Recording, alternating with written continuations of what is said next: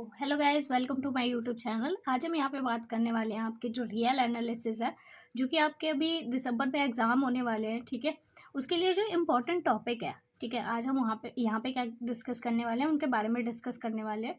और मैं आपको बताऊँगी उन टॉपिक्स के बारे में कि आपको किस तरीके से कितना पढ़ना है। ठीक है, आपको ज़्यादा पढ़ने की ज़रूरत नहीं है वो, लेकिन ये टॉपिक सिर्फ उन लोगों के लिए हैं जो अपना सिलेबस कंप्लीट करके बैठे हैं। ठीक है, ऐसा मत समझना कि मैं उन लोगों के लिए बता रही हूँ जिन्होंने अब तक बुक को हाथ भी नहीं लगाया और सोच रहे हैं कि सिर्फ ये टॉपिक कर लेंगे तो उनका काम हो जाएगा। नहीं, तो ऐसा मत करना, उसके लिए मेरी जिम्मेदारी नहीं है। ठीक है, फिर वो आपकी जिम्मेदारी है, आप पास होते हो फेल होते हो वो आपके ऊपर डिपेंड करता है।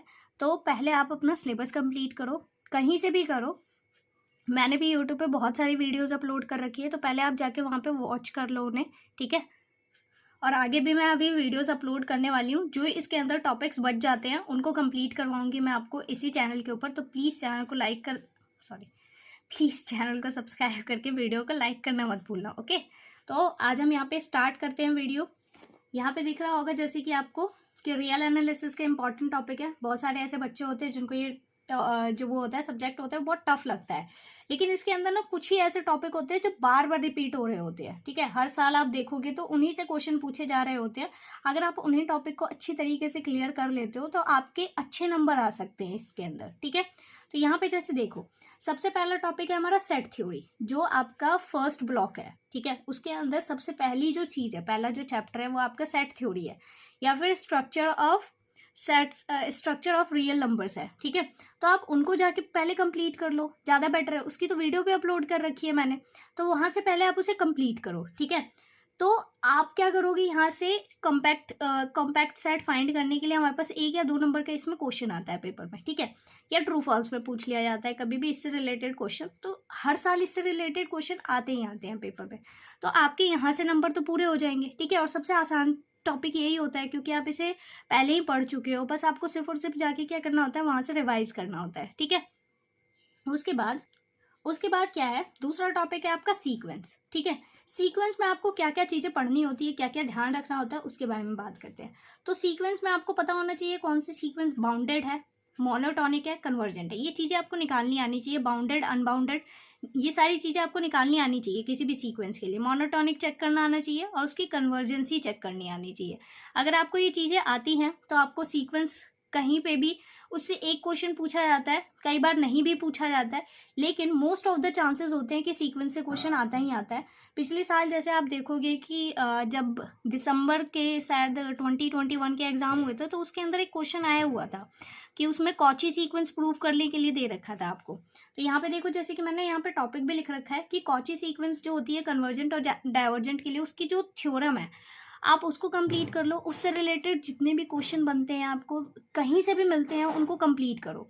इवन इसकी वीडियोस भी यहाँ पे मेरे चैनल के ऊपर अपलोडेड है। ठीक है, तो आप वहाँ से जाके उसे कंप्लीट कर लो। उससे बाहर कहीं पे भी कोई भी, आप ये लगा लो कि आपकी बुक से बाहर ना कहीं पे भी कोई भी पेपर नहीं आता है कभी भी। तो अगर आपने इग्नू की बुक अच्छे से पढ़ रखी है, ठीक है, आपने उसके क्वेश्चन सॉल्व कर रखे हैं, आपको पता है पैटर्न कैसे सॉल्व होना है, कैसे स्टेप्स हैं उसके सॉल्व करने के, तो आपको पेपर करते टाइम कोई दिक्कत ही नहीं होगी। लेकिन आप लोग पेपर के टाइम पे क्या करते हो, आप लोग सिर्फ और सिर्फ वीडियोस देखते हो। वीडियोस देखने के बाद भी आप लोग सिर्फ क्या करते हो, यूट्यूब पे जाते हो और ढूंढते हो कि कहाँ पे कहीं से भी इंपॉर्टेंट क्वेश्चंस मिल जाए बस हमें, है ना, करने के लिए। फिर हम उन्हीं को करके और चले जाएंगे और जाके पेपर दे देंगे, फिर क्या होता है पेपर में नंबर नहीं आते। तो ऐसा मत करना, आप पहले जाओ, अभी आपके पास टाइम है, इन वीडियोस को थोड़ा डिटेल में देखो, अपने हाथों से लिख के उन क्वेश्चंस को प्रैक्टिस करो। ठीक है, फिर कहीं जाके क्वेश्चन पेपर उठाना और उसे सॉल्व करना, तब आपको दिखेंगे कि आपके खुद से ही कितने सारे क्वेश्चंस खुद आप सॉल्व कर पा रहे हो। ठीक है, तो ये तरीका होता है पढ़ने का। आप 1 दिन 2 दिन पहले पढ़ते हो तो उससे कोई फ़ायदा नहीं है उसे पढ़ के। ठीक है, और मुझसे जितना होगा मैं उतनी ज़्यादा से ज़्यादा रियल एनालिसिस की वीडियो अपलोड करूँगी। आपका काम है वीडियो को लाइक करना और चैनल को सब्सक्राइब कर देना। ठीक है, बाकी मैं इनकी वीडियोस ज़रूर अपलोड करूँगी, और ये तो आपको पहले से ही अपलोडेड मिल जाएगी, तो आसानी से आप कर सकते हो। लिमिट के अंदर क्या करना है, इवेल्युएट के क्वेश्चन आते हैं लिमिट से। ठीक है, लिमिट के अंदर क्या करनी होती है, आपको चेक करना होता है किसी फंक्शन की लिमिट एग्जिस्ट कर रही है नहीं कर रही है। ठीक है, कर रही है। कई बार ऐसा होता है कि आपको कोई फंक्शन दे दिया जाता है, उसमें कहता है कि इसकी लिमिट जो है एग्जिस्ट कर रही है, तो उस कंडीशन पे ए और बी की वैल्यू निकाल के बताओ, ठीक है। तो उस हिसाब से कैसे क्वेश्चंस करते हैं। फिर उसके बाद क्वेश्चन आते हैं डेल्टा एप्सिलॉन डेफिनेशन के बेसिस पे क्वेश्चन आते हैं। तो इनकी भी वीडियोज अपलोडेड है, आप वहाँ से ईजिली जाके देख सकते हो, ठीक है। उसके बाद नेक्स्ट है हमारे पास कंटिन्यूटी, डिसकंटिन्यूटी, डेरिवेबल, ठीक है। इनसे भी क्वेश्चन आते हैं पेपर में और बहुत बढ़िया वाले क्वेश्चन आते हैं, ठीक है। तो इनको तो मिस करने के बारे में सोचना ही मत कि किसी भी तरीके से आप इनको मिस कर दोगे। तो ये 3 टॉपिक अच्छे से करके जाना। इसका एक 5 नंबर का क्वेश्चन जरूर आता है, ठीक है। वो चाहे कंटिन्यूटी से आ जाए, डिसकंटिन्यूटी से आ जाए, ये डेरिवेबल पूछ ले। कई बार क्या होता है कंटिन्यूटी और डेरिवेबल साथ में पूछ लेता है, ठीक है। तो ये आपको पता होना चाहिए कब कोई फंक्शन कॉन्टिन्यूस होता है, कब कोई फंक्शन हमारे पास डेरिवेबल होता है, कब कोई फंक्शन डिसकंटिन्यूटी हो जाता है, रिमूवल ऑफ डिसकंटिन्यूटी किस तरीके से सॉल्व कर सकते हैं। तो ये सारी चीज़ें आपको वीडियो के अंदर आसानी से देखने को मिल जाएगी, ठीक है। तो पहले बुक करो, अपने आप पढ़ो पहले, फिर वीडियोज़ देखो, क्वेश्चन सॉल्व करो, क्वेश्चन पेपर उठाओ और फिर वहाँ से सॉल्व करना शुरू कर दो। इवन यहाँ तक कि मेरे पास PDF है जिसके अंदर आपको ऐसे क्वेश्चन मिल जाएंगे जो बहुत बार पेपर के अंदर रिपीट हो जाते हैं, ठीक है। तो आप उस PDF को लो और वहाँ से प्रैक्टिस करना शुरू करो अपनी, ठीक है। तब जाके कहीं आपके कुछ अच्छे स्कोर्स हो जाएंगे, ठीक है, स्कोर कर पाओगे आप। क्योंकि इग्नू है, इसके अंदर जल्दी से पास होना मतलब सपने जैसा ही होता है यहाँ पे तो, ठीक है। तो मेहनत करो वरना फिर तो मुश्किल ही हो जाएगी।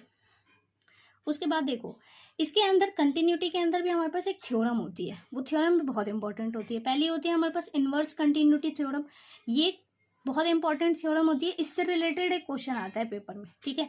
कई बार आ जाता है मीन वैल्यू थ्योरम, ये पूछी जाती है आपसे। ये तो डायरेक्टली पेपर के अंदर उठा के पूछ लेता है कि प्रूफ करके दिखाओ इसे, ठीक है।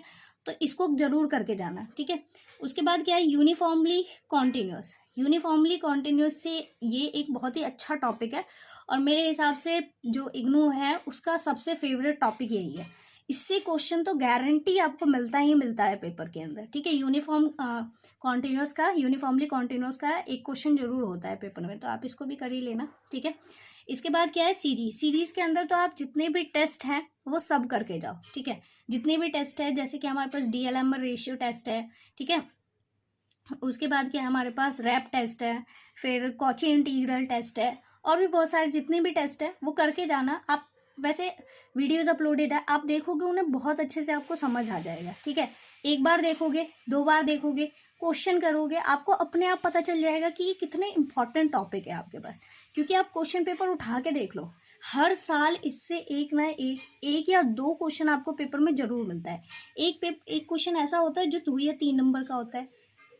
उसके बाद जो दूसरा क्वेश्चन होता है वो ऐसा होता है, वो या तो 3 नंबर का मिलेगा आपको या फिर उसमें 5 नंबर का क्वेश्चन मिलता है। तो ये बहुत ही इंपॉर्टेंट टॉपिक है जो मैं आपको बता रही हूँ आपके पढ़ने के लिए। ये लास्ट मोमेंट पे करने के लिए बहुत अच्छे होते हैं ये, लेकिन उसी इंसान को समझ आ सकते हैं ये जिसका सिलेबस कंप्लीट है, ठीक है।